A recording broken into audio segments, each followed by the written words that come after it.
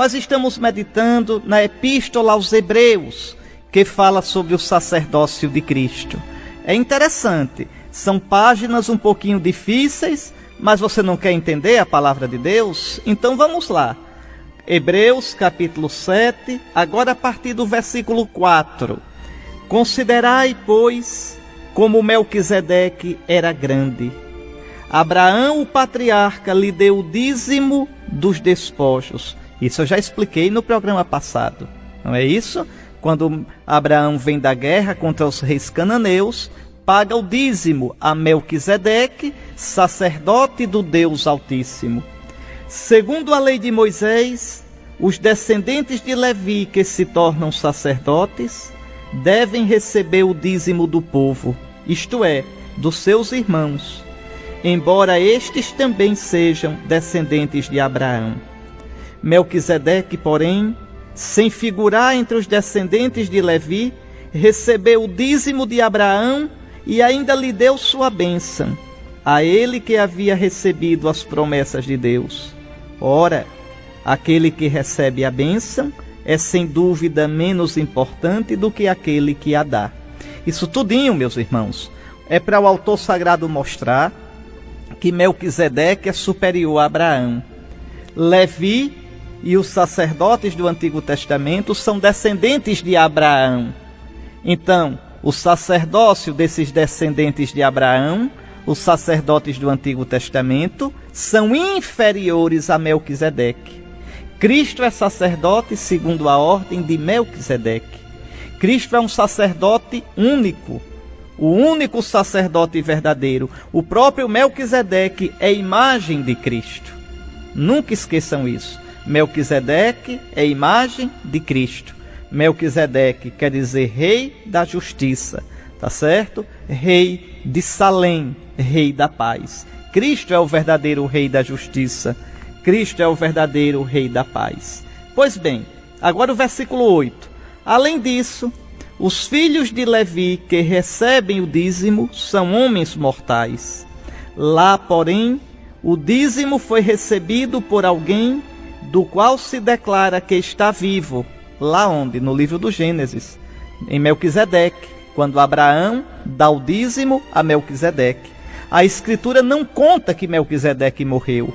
A Escritura nem diz, como eu já expliquei no programa passado, nem diz de onde vem, quem são os ancestrais, nem diz quando morreu, se morreu, este Melquisedeque. Então ele é a imagem de Cristo, que é um sacerdote eterno. Compreende? Olha aqui, podemos até dizer que na pessoa de Abraão, aquele que devia receber o dízimo, Levi, entregou o dízimo, pois ele estava no corpo do seu antepassado, Abraão, quando Melquisedeque veio ao seu encontro. O que eu expliquei no programa passado. Se pensava que os filhos estavam nos rins do pai. E aos pouquinhos, o pai, na relação sexual, vai colocando a semente desses filhos na mulher. E ela então faz a semente germinar e procria. Claro que isso está errado, cientificamente, mas essa era a mentalidade. A Bíblia não é um livro de ciência. Então o autor sagrado está usando essa ideia para explicar. Diz, olhe, quando Abraão pagou o dízimo a Melquisedeque, Levi e todos os descendentes de Levi, os sacerdotes do Antigo Testamento, da Antiga Lei, estavam nos rins de Abraão. Então eles, de certo modo, pagaram também o dízimo a Melquisedeque. Ou seja, Melquisedeque é superior aos sacerdotes do Antigo Testamento. Cristo é superior ao sacerdócio levítico. É isso que o autor quer mostrar. Agora o versículo 11.